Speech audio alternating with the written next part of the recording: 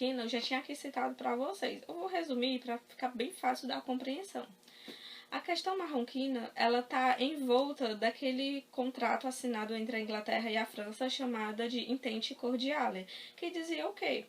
Dizia que as regiões conquistadas por eles na África seriam concedidas a um e a outro como acordo mútuo e eles iriam se proteger. Como assim? A França vai ceder uma parte do Egito para os britânicos, os ingleses, governarem. Enquanto que os ingleses eles vão ceder uma parte do Marrocos para a França governar. Era um acordo, né, de uma mão lava a outra, e isso não agradou nada à Alemanha, já gerando ali alguns conflitos. Já a questão dos Balcãs, ela também é muito colocada devido ataques, né, devido interesses. Que interesses, pessoal? Contudo, isso chocava-se com os interesses da Sérvia, e a Sérvia era um país aliado da Rússia. A Sérvia tinha um grande desejo de unir as nações eslavas, é o pan-eslavismo.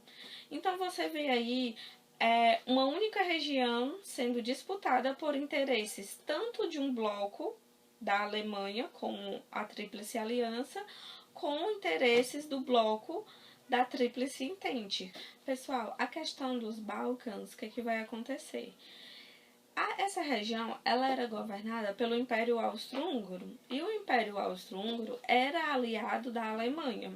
A Alemanha tinha ele como aliado por conta que ela tinha um grande desejo de construir ali uma estrada. Então, você vê aí essa região dos Balcãs sendo uma região muito disputada pelos dois blocos, tanto pela Tríplice Aliança, com o desejo da Alemanha de construir essa estrada que ligava Berlim ao Golfo Pérsico, que era uma região muito rica de petróleo, como também sendo uma região disputada pela Sérvia, aliada da Rússia, que tinha o interesse de fazer o pan-eslavismo, que é a união dos povos eslavos. Gente, esse conflito ele vai gerar mais tarde um assassinato. E aí nós teremos o estopim da guerra. Ei, mas o que é um estopim? Gente, estopim é o auge, é o motivo final para simplesmente declarar a guerra um país contra o outro e, consequentemente, um bloco contra o outro. Vamos entender agora como foi esse estopim?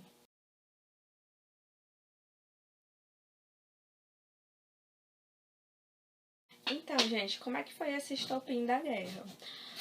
O estopim, meu povo, foi o assassinato do Francisco Ferdinando. Mas quem é Francisco Ferdinando? Francisco Ferdinando, gente, é o herdeiro do trono do Império Austro-Húngaro. O imperador, no momento, ele já era um velhinho, então, obviamente, ele ia falecer e ia deixar o trono para o Francisco Ferdinando. Sabendo disso, ele já tinha várias pretensões.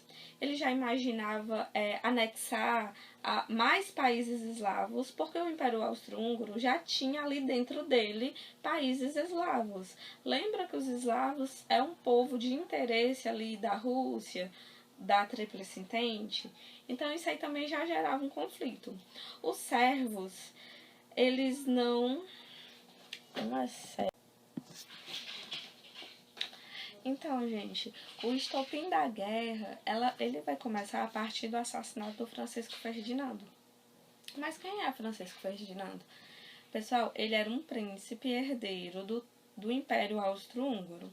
O imperador, ele já era um velhinho, então ele, infelizmente, ia morrer, ia ter que deixar um grande império nas mãos do seu sobrinho, que era o Francisco Ferdinando.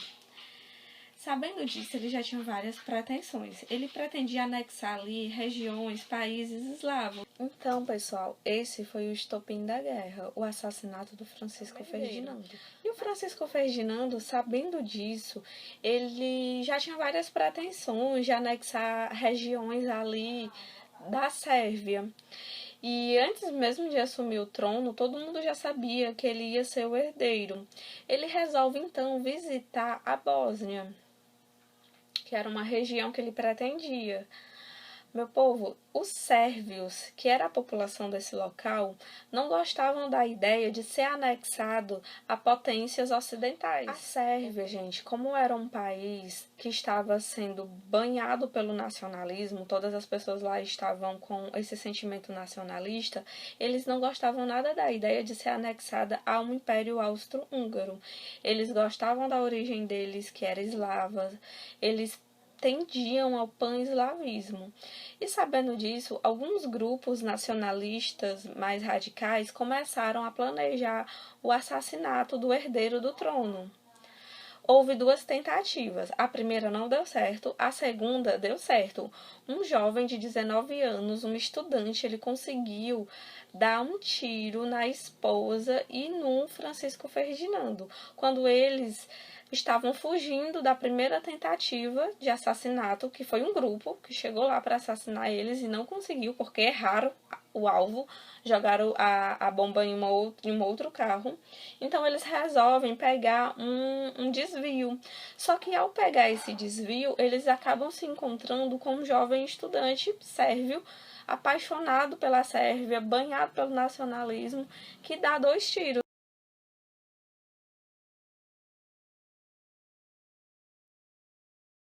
E assim o príncipe morre.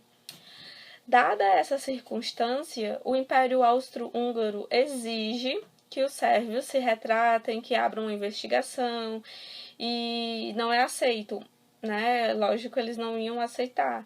Então, o que acontece? O Império Austro-Húngaro declara guerra à Sérvia e dessa forma inicia a Primeira Guerra Mundial. Sabendo, meu povo, como eu comentei anterior, a Primeira Guerra ela começou com esses conflitos indiretos, mas à medida que o Império Austro-Húngaro ele declara guerra a um país sérvio, quem é que iria ser atingido? A Rússia, que era a grande mãe Rússia, que era a protetora desses países menorzinhos, ok?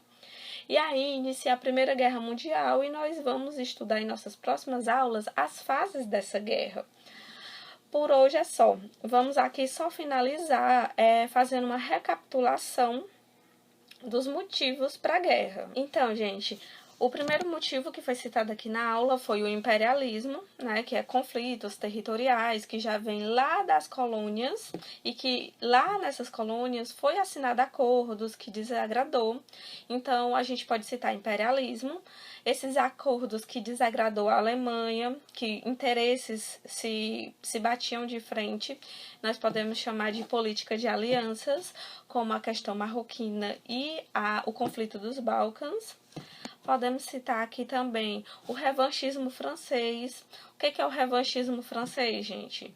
Revanchismo francês é um sentimento de revanche. A França, ela não estava descontente com uma guerra que ela tinha perdido, uma guerra contra a Prússia. A Prússia, faz parte da grande Alemanha, ok? Então, nesse sentido, era como se fosse um conflito contra a Alemanha. Ela perdeu essa guerra alguns anos atrás e ela carregava esse sentimento de vingança, e ela pôde concretizar isso na Primeira Guerra Mundial.